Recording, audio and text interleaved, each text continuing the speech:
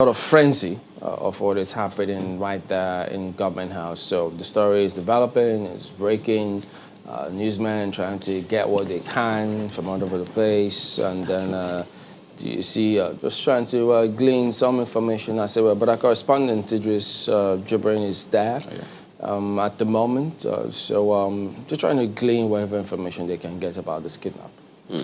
As you can see, man, a lot of press men are there just trying to understand what exactly played out. If you reference this with what we saw in Kagara and Kankara, I mean, this took shorter time to get the students released. So maybe this is a silver lining, and you'd expect that they want to know what formula was used. You might have heard the governor saying, well, there was the use of kinetic and non-kinetic approach. But if there's anything I've learned in this, I mean, with the different kidnappings, non-kinetic means a lot of things. Well, kinetic, kinetic means, of course, having security agencies, trail them and perhaps just pin them at a corner, which is quite tricky as well because they might not be able to engage them because they're children there. They might use them as human shield. But the non-kinetic is always tricky. So does that mean there was some form of promises made that if you release these students, this is what will happen? Don't forget that this abduction just happened hours after the governor granted amnesty in court to some kidnappers. I think about 7 of them were granted amnesty and 8 kidnapped victims were released. So this kidnapping happened just hours right after the governor did that. So what does non-kinetic mean in this sense? Big questions. And I think that the answers need to be given such that other terrorists who might want to carry out these sort of attacks or kidnappings know that, well, this is what is in store for you if you try this. Because if they get a sense that this is lucrative, then, I mean, this might just continue. Look, we had that interview with the governor moments ago. So I'm hoping that we should be able to bring it to the viewers now. Okay, that is not happening. But we'll equally try and get our correspondents back such that he could just give us some details as to what transpired. So we'll be back with you all in just a moment. Stay with us.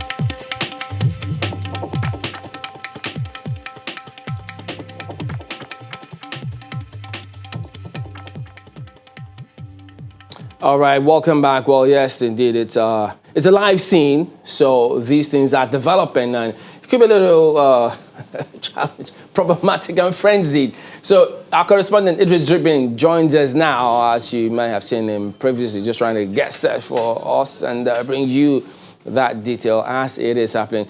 Good morning, Idris. There's a lot going on. Help us piece and make sense of some of these things if you can. So could you just give us a background? You've been there now for some hours. So tell us, what is going on at the moment?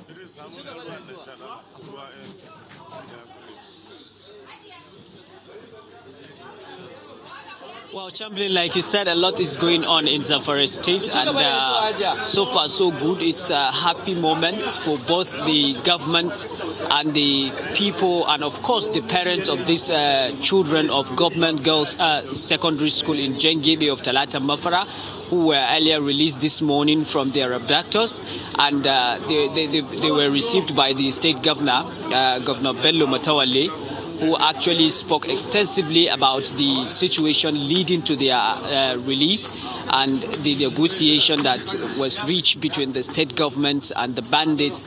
In fact, the governor was saying the success story behind this initiative is as a result of the intervention of the repented bandits that they have in the state, who actually engaged the bandits into discussion, leading to the release of these 279 schoolgirls. So, like as I'm talking to you now, all of them have been released, and like you can see, they are just coming out from this hall where the governor just finished addressing them, and they are taking them to the hospital where they will be medically checked up, and they will, once they are satisfied medically fit, then they will start reuniting them with their families. But at the moment, all the girls are here, and they are taking them to the hospital one by one. So the governor confirmed that they are okay, and they are happy that the children have finally returned home. Well, Idris, I know when you say the governor talked about them being part of the work of the repentant bandits, you know, there are several questions. So did he speak, or did you hear any officials there talk about what does that then mean? If he says it's work of part of the repentant bandits, so what about those who actually carried out this abduction? What's the thinking about what is going to happen to them, or what they plan to do with them?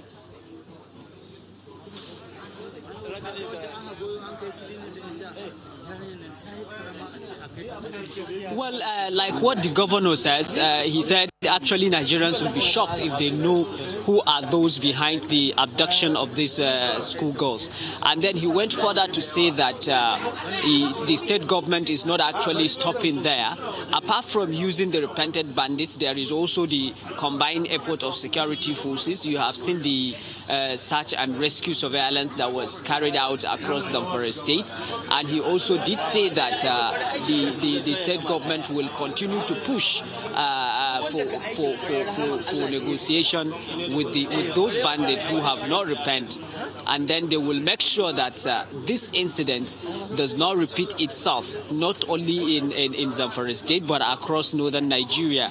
But he did also say that the effort leading to the release of anyway, the issue of ransom, he said no ransom was paid to secure the release of these girls.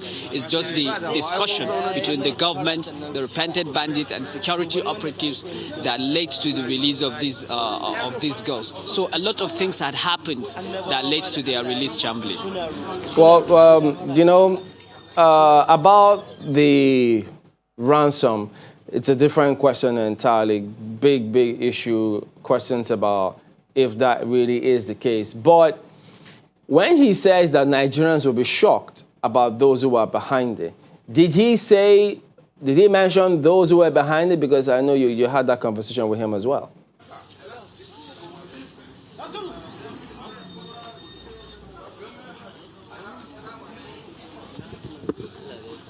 Yes, he did not mention those who are behind it. Of course, he did mention the issue of the bandits that are operating in Zamfara State. Apart from that, he did not specifically say that these are other people behind the bandits, because probably, since the governor said Nigerians will be shocked if they hear those behind the abduction, which means there should be a third party among in the situation. But he did not specifically say these are the people. But he did also say that he will find a time to grant a comprehensive interview to discuss about the situation, which means the governor is ready to reveal some secrets about the scenario leading to the abduction of these girls.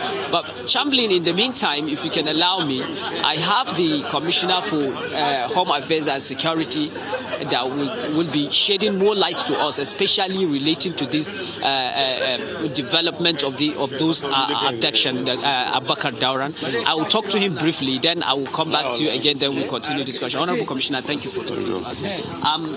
His Excellency just received these schoolgirls, and he did mention a lot of things, including the fact that Nigerians will be shocked if they know those behind the abduction of these girls. What can you tell us about this scenario? Well, anyway, I cannot go into that, but I know there's a lot of people that are behind all these kind of atrocities. So I think it's something that we have to go through. The Nigerian government is supposed to do something about all those that are committing these atrocities. We cannot allow this thing to be always happening. Look at what happened in Kankara. Look at what happened in Niger State. And now Zamfara State. Imagine, look at these small children, just not up to 10 years.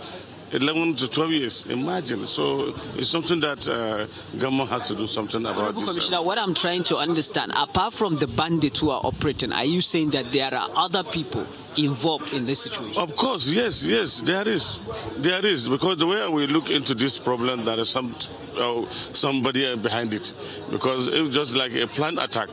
The way they did it and the way they took them up to that area, or the assets they took them to, at least they walk almost about 20 kilometers, and nobody tried to rescue these children. So there is something behind it. Who are those behind it? Anyway, when investigation will show who are them, because we are trying our best to find out what is exactly happening. Has there been any arrest so far on this? There's no any arrest that made, but we are trying our best to see that we get the culprit. Thank you very much. Thank you. Well, Chamberlain, that is the Commissioner for Home Affairs and Security here in Zamfara State, and also saying the same thing about the people involved in this abduction.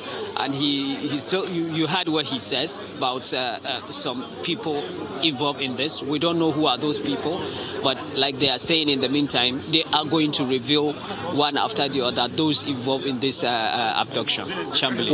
Well, the country will be waiting for that to happen as soon as possible. But, you know, when that news broke, you know, when you sent in that material, the impression everyone had was 317. And that was what the Commissioner of Police referenced on the day it occurred, when we even broke it here. So how did they come about that 279 from 317?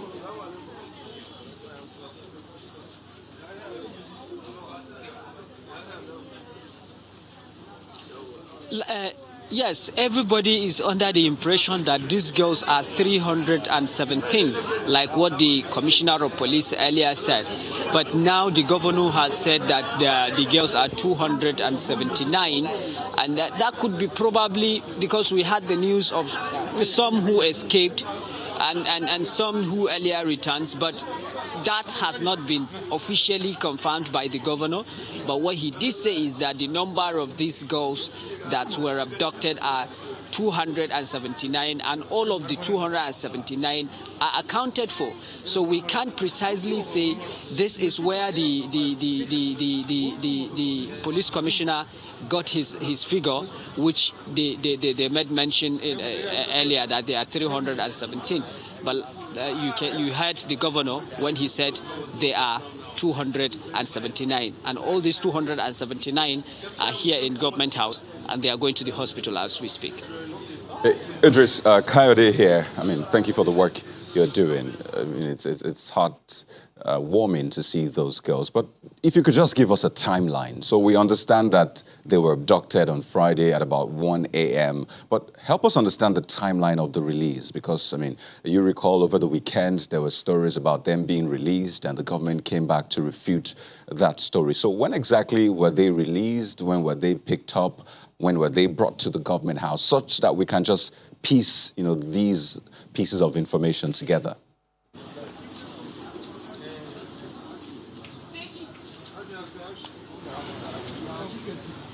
Exactly, Kayode. The communication here was actually very limited. As of yesterday night, as of last night, around 9 a.m., we learned that there are some buses leaving Zamfara State Government House, but we don't know where they are going.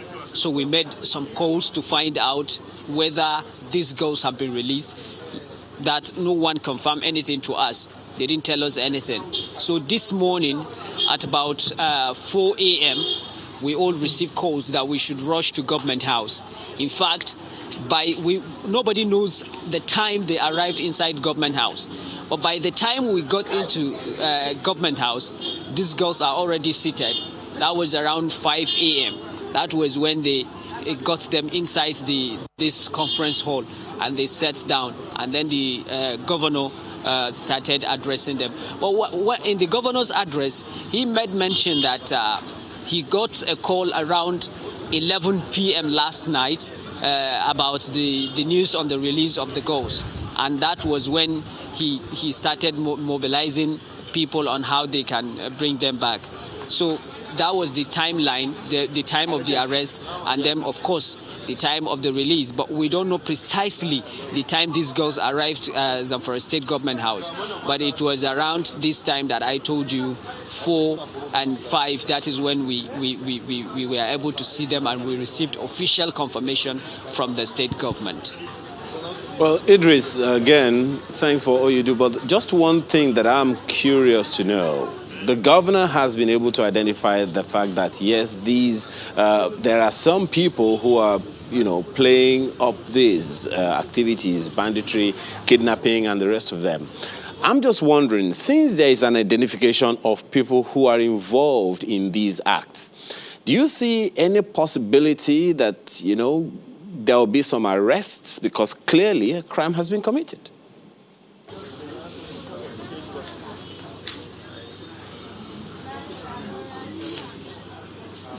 Of course, crime has been committed, and like I said, I have asked the Commissioner of Security and Home Affairs if there has been any arrest. He said no arrest was made because it was clearly a negotiation between the repentant bandits and the bandits that are currently active.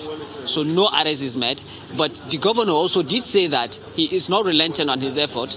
He is going to move forward, and definitely those who are behind this will definitely be held accountable for what they have done. But beyond that, the governor also did say that his approach of negotiation with dialogue with the bandits is not going to stop. He will continue to dialogue, to discuss with them, to see the way how they can be able to drop their arms. And for those who could not drop their arms, then there may be some kind of offensive against them. And definitely, in due course, probably some arrests will be made and some head will roll definitely here in Zamfara State. If we go by the definition of the word bandits, you would imagine that definitely something serious ought to happen. So some might be misconstruing this as government trying in one way or another to certify all these things.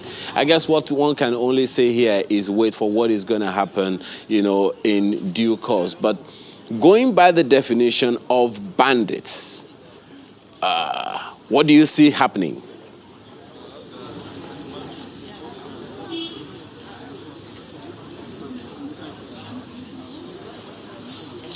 Well, going by the definition of bandit, what I see happening is these people have not stopped what they are doing anyway, because in the last 4 days that I've been in Zamfara State, I've also have had a lot of cases of this banditry going on in so many places across the states. Kidnapping there and then. In fact, there was one of the girls, among these girls, there was one of the girls that spoke, in Hausa. She said one of the students that was abducted, she met her father there in the bush. Her father was also kidnapped.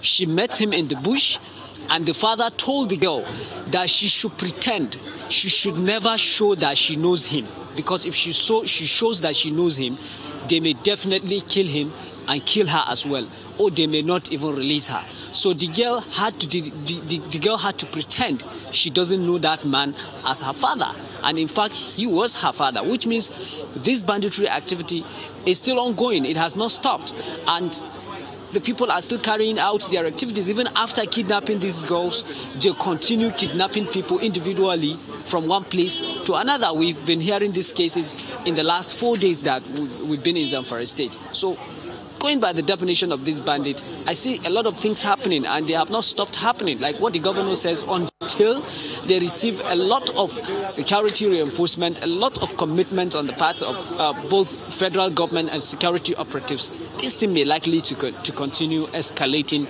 across the states. I'd like to come in, Idris. It's good to see you in Zamfara there.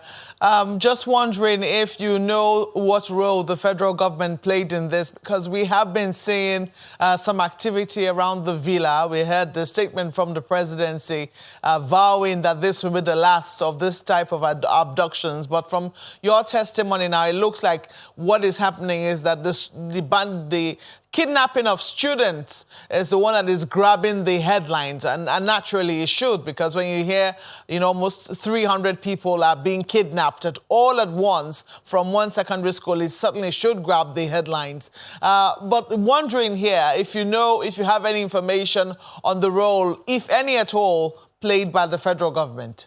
I can't hear again.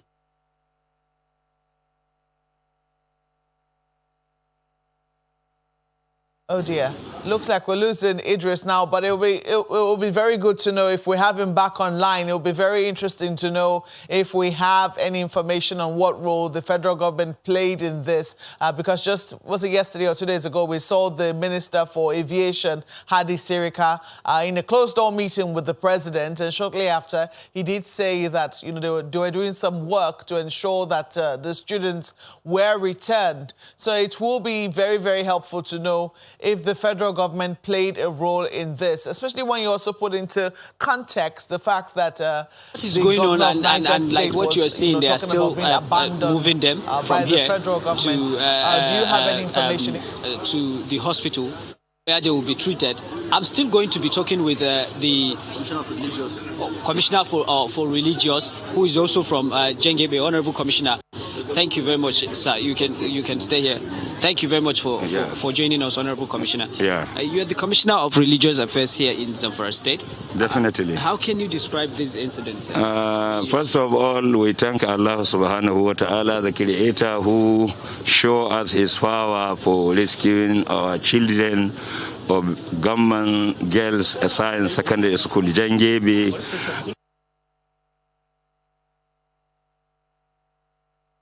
Well, we need to go to break, but just hang on. We'll bring you more on those developing story in just a moment. Stay with us.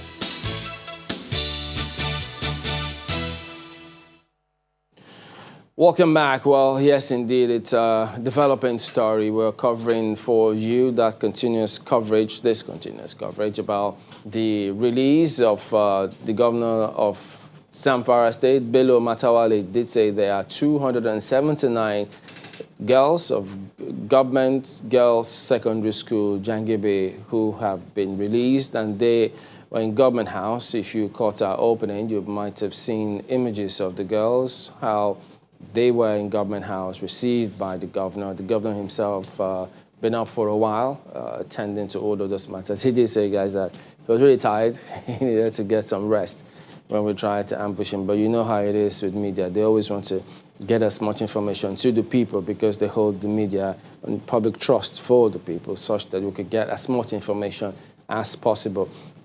But we also do have our man, Idris Jibrin, who is right there in the thick of things, just gleaning as much information as possible.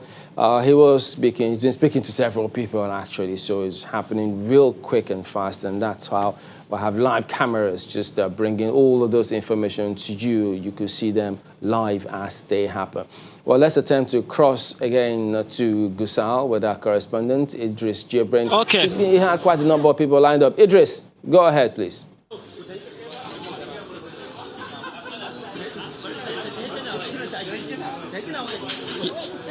Yes, Chamberlain, like we've been doing it, we are still here in Zamfara State Government House, and like you can see, the girls are still coming out and going to the hospital. I've been speaking with a number of people. The last person I spoke with, the Executive Secretary, Female Education, and now I have the Honorable Commissioner, the Zamfara State Ministry of Education, who will also be talking to us.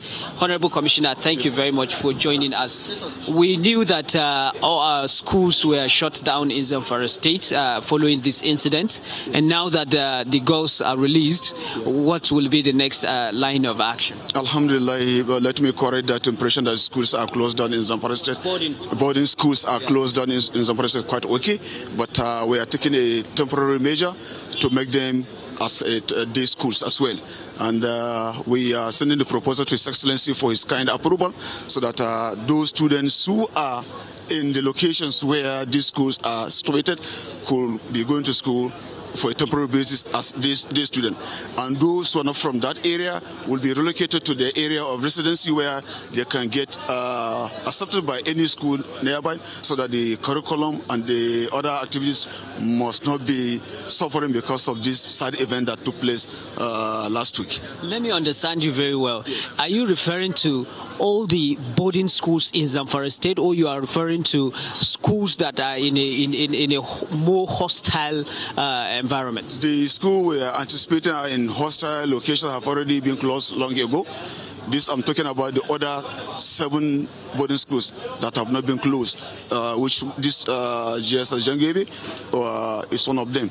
So we are proposing to His Excellency to, instead of closing them completely, to convert them to day schools, especially for those students who are residents of the area where those schools are located, and for those who come from another area could be accepted by the schools that are day based from where they come from. So it is a complex but a very simple model, and we are trying to explain to His Excellency this morning so that he can give us the approval. Then the staff of the ministry will know how to reallocate them. Is it going to be a temporary situation or permanent? It's going to be a temporary, not permanent, because the situation is very drastic. So we have to take a drastic action that is at least temporarily, so that we provide solutions that are not permanent based until the whole security apparatus has been assessed holistically by His Excellency and the other stakeholders. Thank you very much. Thank you very much.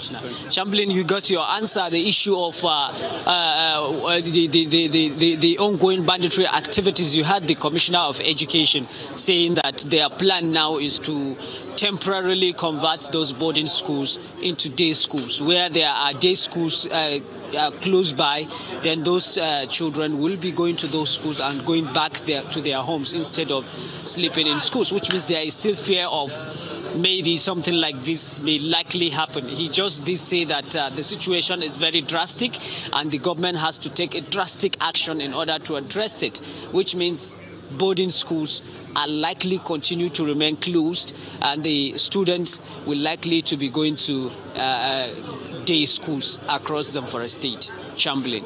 Yeah, so Idris, did the governor or any government official, or do you have any information as to whether or not the federal government played a role in the release of these girls?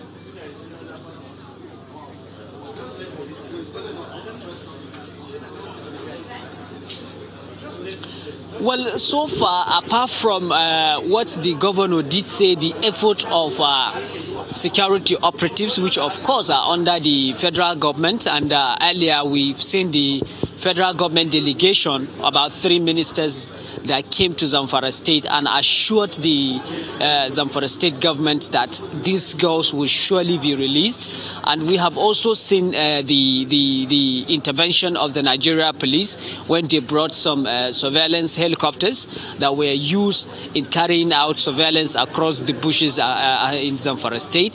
So a lot of hands were put on deck in order to ensure the release of these girls. There were intervention by the federal government, intervention by the state government, and of course the intervention by the repentant bandit as disclosed by the state governor Chamberlain. Okay, well, Idris, you know, when you equally tried to get across to the commissioner of police, but there was a time they were talking about having helicopters around, they had the location of the girls. What did he tell you further? Was there any update as to how they located the girls and rescued them?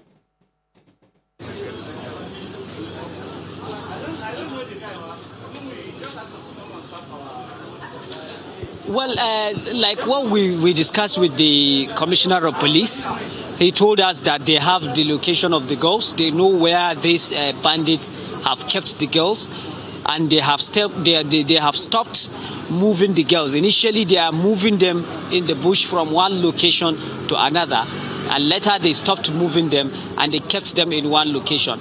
And that's those helicopters that were sent from Abuja to Zamfara State. They were the ones that were used for carrying out surveillance across Zamfara State. Even yesterday, we witnessed one when the helicopters took off from the police command, where they started going out for surveillance activities. So it wasn't a rescue mission anyway. These girls were released. They were not rescued because even the governor did not say these girls were rescued. It wasn't a rescued mission. It was as a result of negotiation between government security operatives and the active bandit and the repentant bandits. Idris, we do thank you for your reporting. We know you've been up almost all night, but just hang in there, try and get some rest. We'll keep tabs on this developing story and bring it to you, viewers, as we get them. So let's move on to the next one, guys. Oh, yes. I mean, we've seen the return of the schoolgirls. Yep. Which is a good one. But, of course, don't forget that we're also expecting a shipment of... It's not a return. It's actually we're expecting a shipment of COVID vaccines in Nigeria. It's been a long time coming, really. So we saw it happen in Ghana, Cote d'Ivoire, and it is D-Day for Nigeria, so to speak. Yes, so to speak. So all eyes, really, as you'd expect, we're covering Why that so one to for speak? Well, you know, we heard over and over again, this is the date it's going to happen. Okay, it's going to happen tomorrow. It's going to happen at the end of the month. It's going to happen this time. It's going to happen next time. And then, the shape of insecurity just shifts. Yeah, use your favorite word. Shape-shifting. We know you with that word. It's just the complexity of it that's making, but let's not keep our guests waiting. But on the lighter note, don't forget, the way these things happen is, you know how it is with transfer news, you think you have it all figured out, but then when you see the smoke, there's something brewing somewhere. So maybe they hadn't had it all tied up. Well, but eventually now we'll have the date. Now we have a date. We're waiting for the shipment. But let's today talk, anyway. Let's talk to syringes may have been, were meant to have come yesterday. Chamberlain does have some information we don't have. That's what we do. Give information. Right? Yeah, that's our business every day. Simon Aguali joins us this morning. He's chair Africa COVID-19 Vaccine Manufacturing Initiative. He joins us virtually from Maryland, USA. Thank you for joining us this morning. First of all, of course, the whole of Africa is excited about this, hoping that it will indeed, be a final nail on the coffin, at least in good time. First of all, what can you tell us about all of these initiatives, pockets of countries in Africa getting vaccine, Nigeria expecting its own? What can you tell us so far? Well, thank you very much for having me. The good news is that Nigeria will be receiving, from what we have been hearing, 4 million doses of the vaccine specifically AstraZeneca vaccine today.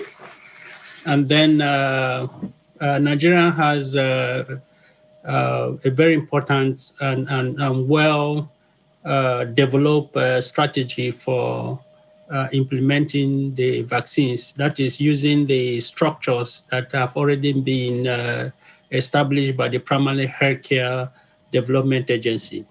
But the issue is not the implementation. I mean, Nigeria is known for implementing vaccines, especially the polio vaccines, meningitis vaccines, and so on. So implementation is the least thing to worry about. The thing that we need to be concerned about is the supplies. How are we going to get the vaccines to vaccinate at least 70–80% of the population? That is one. The second is now we have emergence of variants. In fact, a Nigerian variant has been recently characterized. It was published in Forbes magazine by Professor William Helsinton of Harvard University. And then the Nigerian strain has some similarities with the South African strain and then the Brazilian strain. But that doesn't mean that we shouldn't go ahead to implement this. I wish that we have the 140 million doses of the vaccines that we need to achieve herd immunity so that we can implement that immediately. Because if you don't do that, if you allow the virus to circulate in the population, you're going to continue to have mutations of this virus, and then they will continue to evade the vaccines that you'll be developed. But unfortunately, we can't do that because there's vaccine shortage globally. So my advice to Nigeria, number one, is that we need to sit down and talk about how we can manufacture these vaccines locally. Now, just yesterday, all the ICU units in Brazil are almost 95% occupied. So that's another wave of the infection. And this is due to the variant in Brazil. In fact, just this morning, the director of U.S. Center for Disease Control warned that the successes that U.S. has achieved so far can be eroded because of the variant. So, the key thing here is that we need to sit down, think about how these vaccines can be developed and manufactured locally. Let me give you an example. Now, the vaccine you are getting protects from the data, that is the AstraZeneca data, protects against the original virus, 76% success rate. The overall efficacy of that vaccine is 62%. And then if you space the second dose, let's say 12 weeks, you get the efficacy move up to about 82%.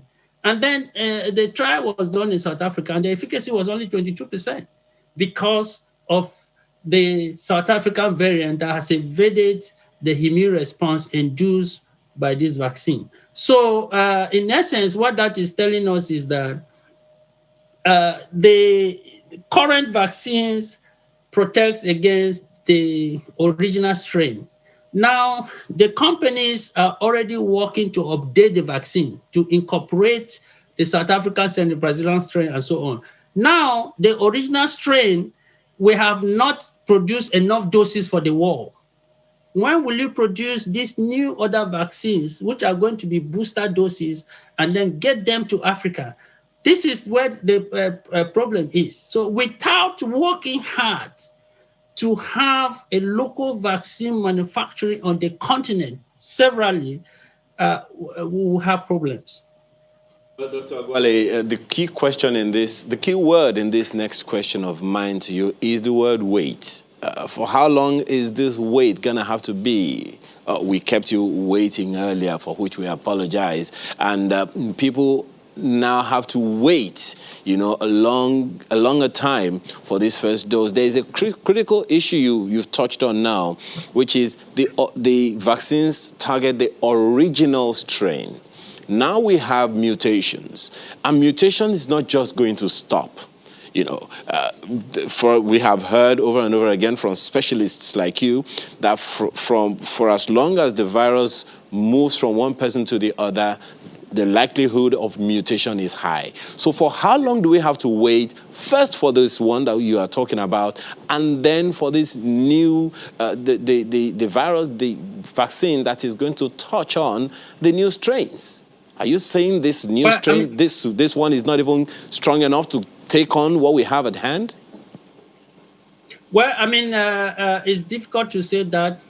If you look at the data that is coming out from Israel. Israel is probably the best so far because they've gotten at least 50% of their population vaccinated against COVID-19 using the Pfizer vaccine. So if you look at the real world data, in fact, that data is even better than the data that we have from clinical trials. So vaccines do work. Vaccines can end this epidemic. The problem is that we don't have enough doses to immediately and quickly vaccinate everybody, at least 80-90% of the world population. If you do that immediately, you'll be able to end the epidemic. But because we don't have enough doses, you are giving the virus opportunity to circulate more. And then by doing that, they will now mutate, and then they will create new variants and make it difficult for you to contain them. So the point that I'm trying to make is that every continent, every nation should focus on local vaccine manufacturing so that we'll have enough doses. I mean, you're getting 4 million doses for a population of 200 million people. Do you know when you're going to get the next set of doses? Let me give you an example. I had, here we're working on, what we call multivalent vaccines, because we know the original strain alone is not going to work. So we're incorporating the Brazilian and the South African strain. And now 2 days ago, Nigerian strain came up. So we're incorporating that to have a multivalent vaccine. So when you have that, where are you going to manufacture the vaccine? We can use a contract manufacturing facility here in the US to produce enough doses for clinical trials. But once you finish that clinical trials, you want to commercialize the vaccines, where is the factory? Now, Pfizer, Moderna, AstraZeneca, they have already updated this vaccine, incorporating these new strains. You are still battling to produce vaccines against the original strain. The same way that you are battling to produce vaccine for original strain is the same way that you produce vaccine against these other strains. So when would these vaccines get to Africa? So this is what the concern that basically we have. So the thinking now, I'm specifically talking to PTF and Kakovic, specifically now, the thinking, the discussion should be focused on how we can develop and produce these vaccines locally. Without that, we're going to continue to waste time. And 40 million doses of the vaccine for 200 million people is a drop in the ocean. When I had a discussion with one of the manufacturers 2 days ago. They told me that if you place order for single-use, use bags, that's for vaccine manufacturing, it will take you, if you place order today, it will take you 60 weeks to get that product. That's a long queue. Even if you want to set up a fill-finish facility today, the manufacturers are the same. The same companies that these big companies, Pfizer, Moderna, AstraZeneca, go to, is the same company you go to. There's a long queue. So if you place order today, you don't even know where you're going to get your filling lines, because there's already a long queue. Everybody is expanding their capacities and so on. So the earlier we start this, the better for us. Dr. Agwale, we're already battling with fuel queues here. Now this is another long queue Goodness, that's a huge one. But we'll at least hope to get some response from the PTF and Kakovi. But when you talk about getting booster doses, Johnson & Johnson rolled out yesterday single-dose vaccines. Doesn't that address the question of getting booster doses? This is the point. That single-dose vaccine is based on the original strain.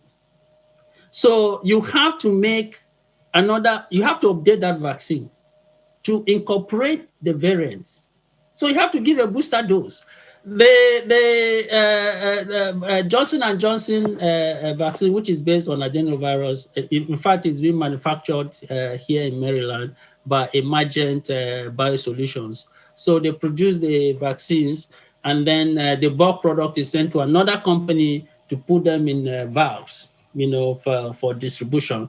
So there's even a lot of fight within the state of Maryland. They said, this vaccine is made here, you're taking the vaccine away from us, so you need to give us the vaccine first before you give someone else, because that is where the vaccine is made. So that current vaccine, the vaccine that is currently made by Johnson & Johnson, is against the original strain, which does not, the original strain from laboratory data and so on shows that it can work against some variants, but it has reduced effectiveness.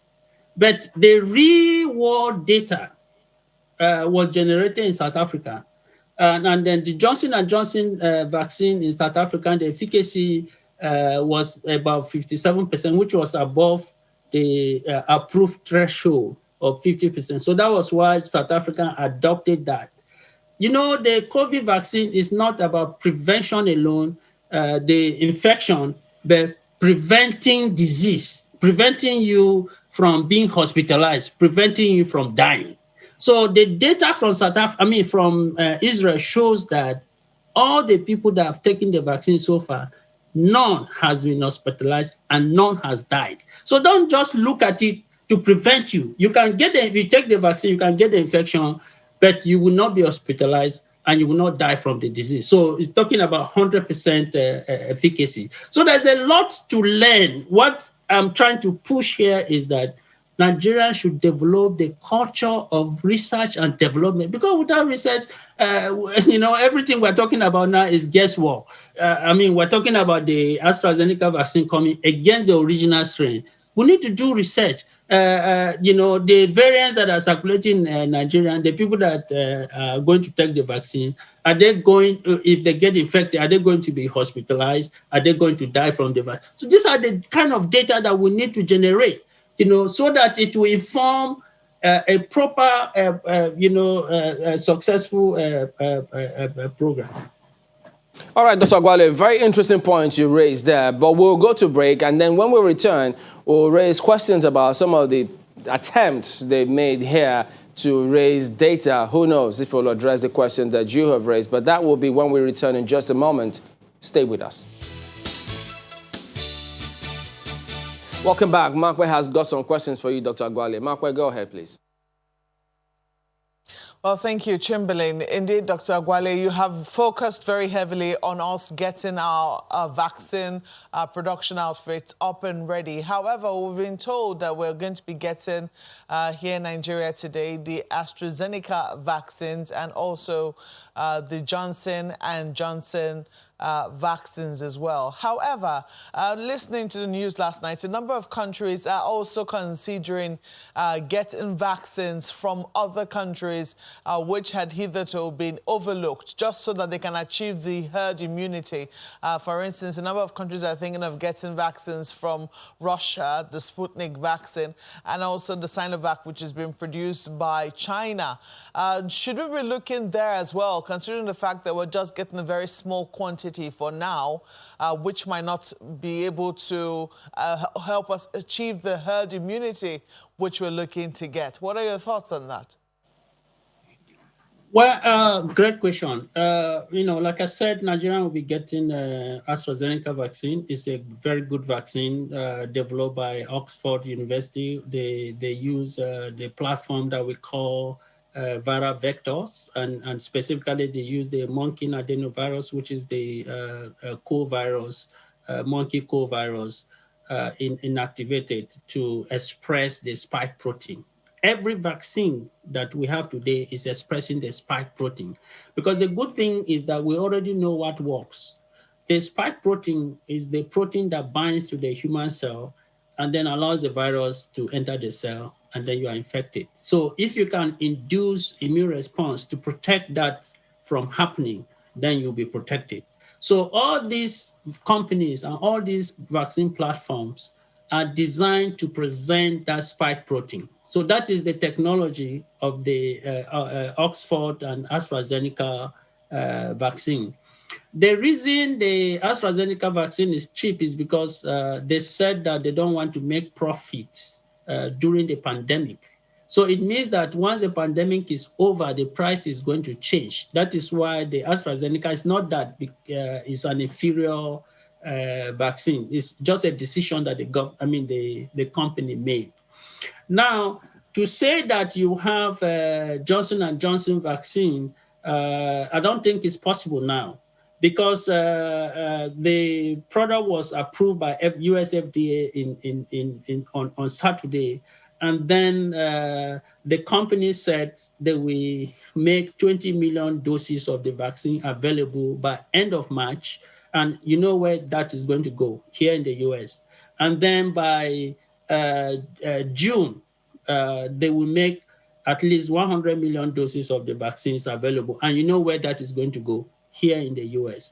Now, the reason you have Johnson & Johnson vaccine in South Africa now is because South Africa participated in the global clinical trials. And that's what we're trying to get Nigerians to do. Participate in the global clinical trials. When you're participating in trials, you negotiate. Okay, I'm going to participate in this trial. If the product proves to be successful, then we should be first in line. And that's why every attention is focused on South Africa. And that's why we have to make this happen in Nigeria as well. So I don't think we should think about getting Johnson & Johnson vaccine now. Now, in India, for example, the AstraZeneca licensed the technology to Serum Institute of India. Serum Institute of India produced 1/3 of all the vaccines that are sold globally. So they have a big factory. They produce 1.something billion doses of the vaccines annually. Now, there's pressure from the Indian government that please focus on producing vaccines for local use. I mean, India is 1.3 billion people. How many doses of the vaccines are they going to make? How long is it going to take them before they think about you? So we are fortunate to have COVAX to be able to get these initial doses for us. But the reality on ground is that the world does not have enough manufacturing capacity right now to take care of the population, the percentage that we need to achieve herd immunity. There's a state in Brazil called Manaus. Manaus, 76% of the population has already been infected. They have antibodies to COVID, but there's still transmission going on. So what is herd immunity as far as COVID is concerned? So the point is that everybody that has the opportunity to take the vaccine should immediately take. And the way we will have ended this will have been having enough doses for, let's say, the 140, 150 million Nigerians, which you are not going to get the vaccine anyway, and massively administer these vaccines. 4 million is a drop in the ocean, and the longer the virus stays and circulates, the more mutations you are going to get, and then these mutations will evade the current... I'm sure that the Nigerian government is aware of that. And I'm sure that, if they could get vaccines some other way, they would. The question is, should we be looking to other countries? Yes, indeed, we're getting these vaccines under the COVAX scheme, which is trying to ensure some equitable distribution, excuse me, of vaccines across the world. However, should we be looking to other sources as well? For instance, Russia, which had initially sent samples of its own vaccine here to Nigeria, or should we be looking to China? We see some countries in Europe already doing that. Clarifying what you said about Johnson & Johnson, I think we got that information from the Minister of State yesterday when he did say that Nigeria will be expecting vaccines from AstraZeneca and also the Johnson & Johnson vaccine. The question is, should we stop there or should we be looking to other countries for other sources of the COVID-19 vaccine? Everything boils down to manufacturing. I have partners that have license to sell the Sputnik, which is the Russian vaccine. What is the production capacity? There's none. It's not about choosing the Sinopharm. What is the production capacity? They can't even produce enough for the clients that have already paid for the vaccines. This is the point we're making. It's not about choosing whether you want this vaccine, that the production capacity is not there to produce enough vaccines for the war. And all these companies already have advanced purchases. I mean, for example, the Serum Institute of India, and I have a couple of friends there. So I discussed with them. I said, okay, how can we quickly get some vaccines? They said, please, no, we're not taking orders. The orders we have now, we're battling to meet the orders that we have, and it's going to take a while. So we're not taking new orders. The same thing with Sinopharm, and the same thing with Sputnik. So the question is not where to get the vaccine. The key thing is there is no enough manufacturing capacity right now. Even here in the US, there were proposals to give only one dose of the vaccine so that more people will be vaccinated. But FDA, of course, they approved this based on the clinical trials that were done. Dr. Gwale, if you can hear me. Yes. Since you're proposing that we get our capacity up and running, how long is that going to take vis-a-vis, waiting on the queue for, say, other countries to give us more vaccines? Well, the short term is basically there's nothing you can do. Right now, short term, you have to get the vaccines from other sources. But the point is that create the enabling environment for the private sector. Government can't produce vaccines. The government should be out of this. CBN can create a funding mechanism, some kind of soft this thing, and then encourage private sectors to come in. The private sector are the one that will make this thing happen immediately. Now, building vaccine manufacturing capacity is not a triviality. It's not something you just wake up and if not, you will have seen it all over the place. But I can tell you now that Nigeria is blessed with some of the best scientists in the world that can make this happen. Not only producing vaccines, but developing vaccines. I told you basically what we're doing now. We're already working on a second generation vaccines to incorporate all these variants. We are incorporating the South African strain, the Brazilian strain. Now, 2 days ago, the Nigerian strain was described.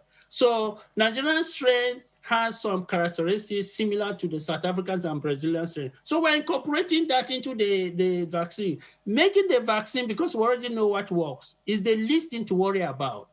The manufacturing needs for the people that need it is where the problem is. So we need to sit down, think, and then provide the necessary environment and the resources to make this happen. We can develop a roadmap for the country within the short. This is COVID and this is emergency. You shouldn't treat it. I mean, in one of my contributions to Guardian 2 weeks ago, so the CBN came up with a program, and they said call it healthcare emergency, whatever, and then it was like a grant for scientists and researchers that want to develop vaccines or drugs against COVID-19. The deadline was October last year. This is February. No single award has been made. This is an emergency. The review process shouldn't be more than 4 to 6 weeks.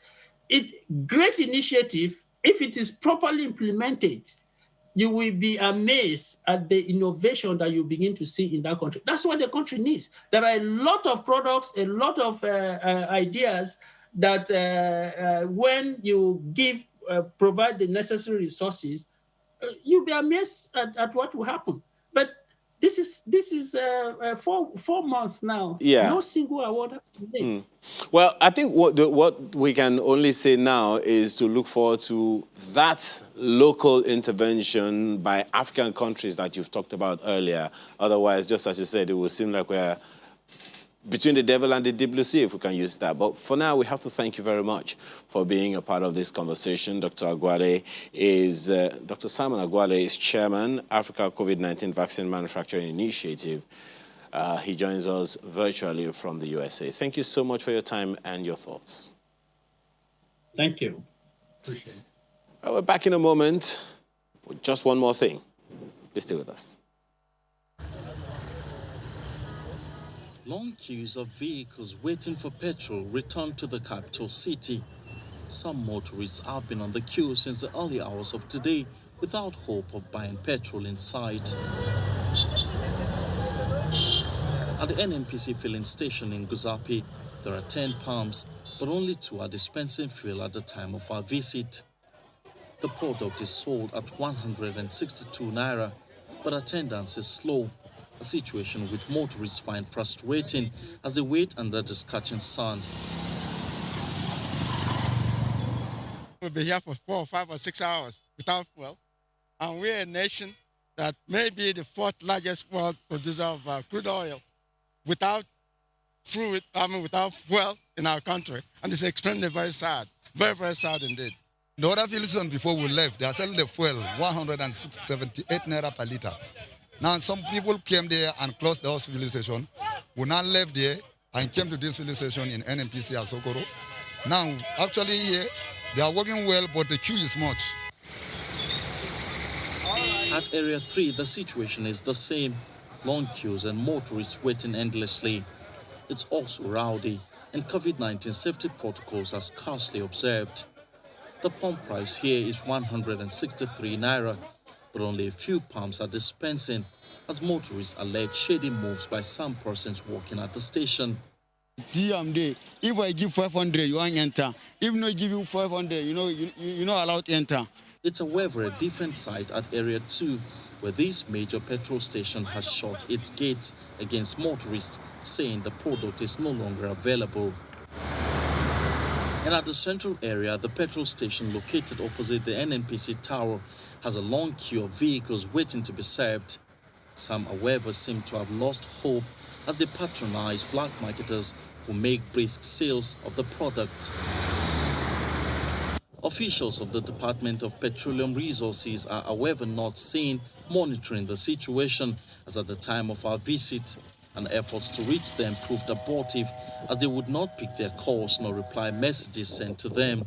Meanwhile, a statement released by the NNPC management dismisses claims of scarcity and price increment. It also cautions petroleum products marketers against hoarding. It's not certain when the long queues at the filling stations in the nation's capital will vanish or reduce and normalcy return. But one thing is certain, that if nothing is done to check the situation, both commuters and motorists may face tougher situation in days ahead. Emperor Simon, Channels Television News.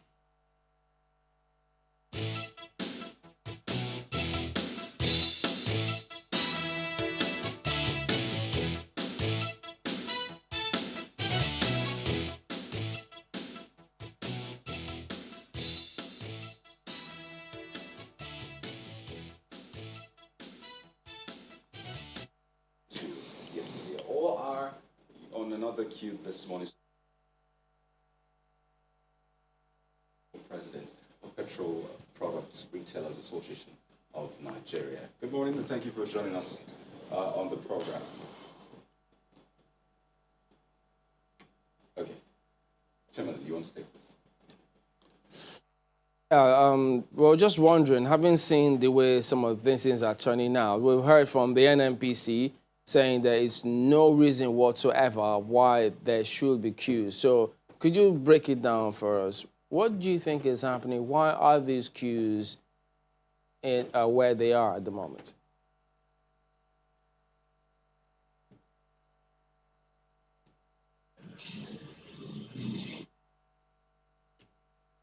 Can you hear me? Okay, well, could you tell us why do we have queues now? Because the authorities are saying there's no reason for there to be few queues right now.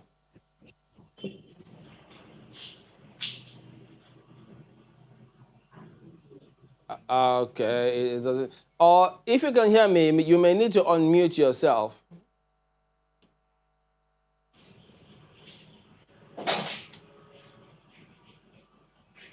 That's not happening yet. Well, we'll see what we can do with that. Mr. Billy, well, we'll come back to that and hope to sort that out. So, as it is now, it's not a pleasant thing. The NNPC did put up that word that there was no adjustments whatsoever for the month of March. So they see no reason why there should be queues. But as you know, there will always be reasons why there shouldn't be, and there will always be, especially, look at that, the FCT didn't find it funny yesterday when all of this happened, and you just were, how does this happen overnight?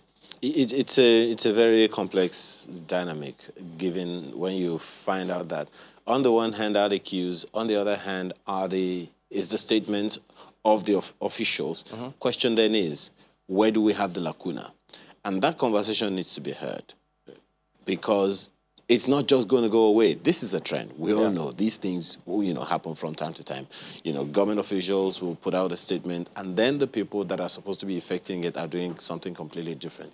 And why is this happening in Abuja City specifically? Because the petrol retailers exactly are the ones people are accusing, saying, you retailers, what are you doing to us? Okay, so this is happening in the Federal Capital Territory. And if it happens in Abuja, be sure it's going to happen in every other city. It's like what happens in Abuja happens in Lagos. I wish I can be unsure that it won't happen. I'm just hoping it doesn't, because if the word is not right, if the word is not rightly put out there, that's the risk that we're running. I don't know if Mr. Harry can hear us now.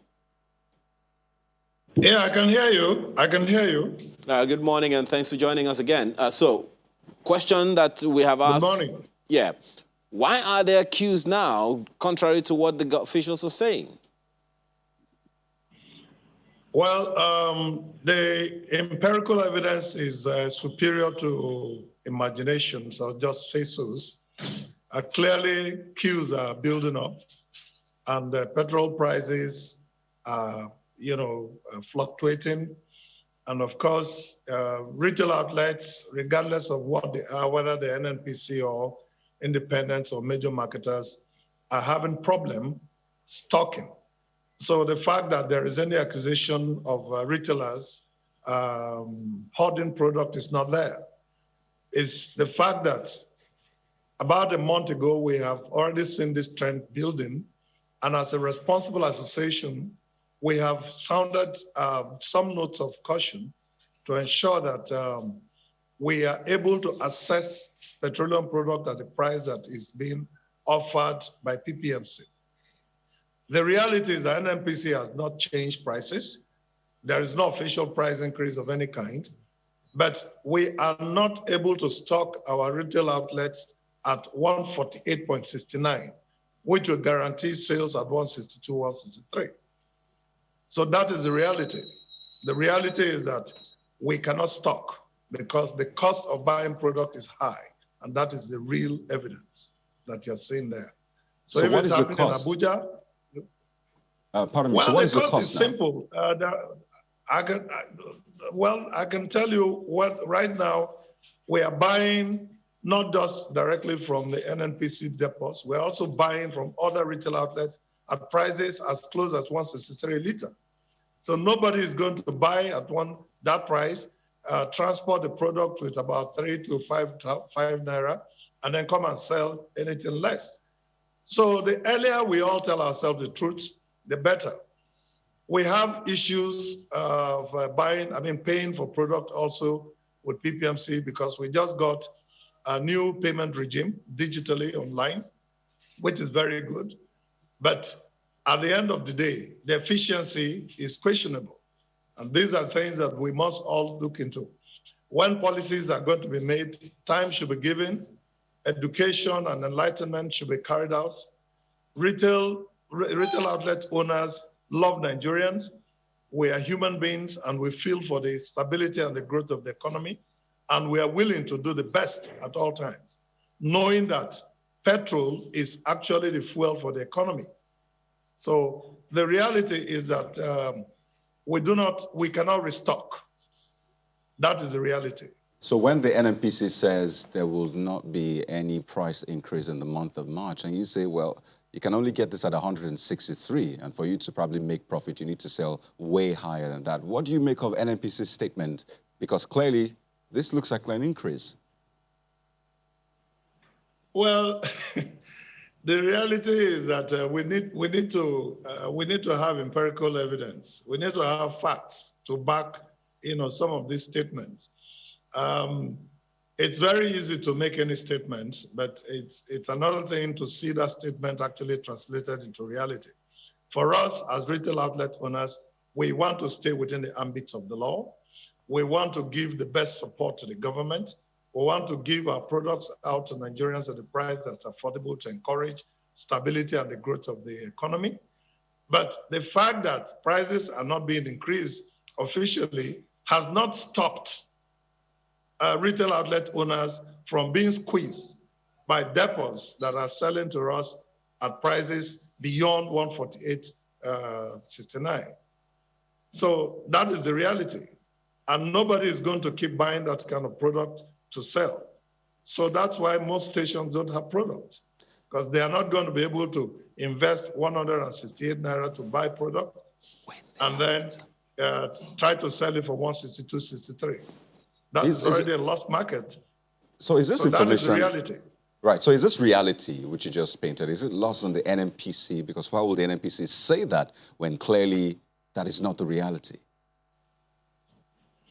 Well, NNPC is telling you the fact of what they know. And they know that because NNPC has retail outlets, don't forget. And these retail outlets, try as much as they can to struggle to sell at the price that is within that ambit.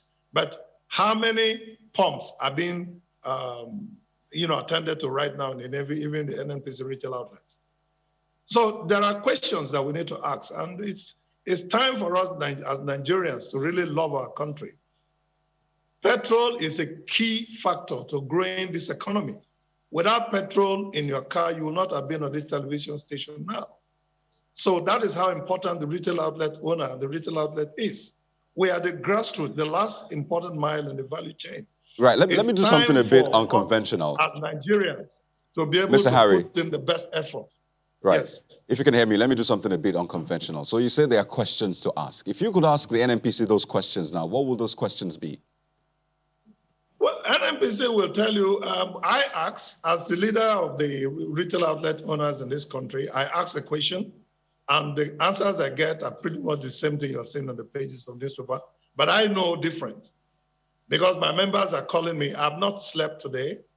I didn't sleep last night because every state that is having problem with either the government or the DPRO or everybody is calling for the National Executive Council of Petron to make decisions. Mr. Harry, what is the question? What is the question you're asking NNPC?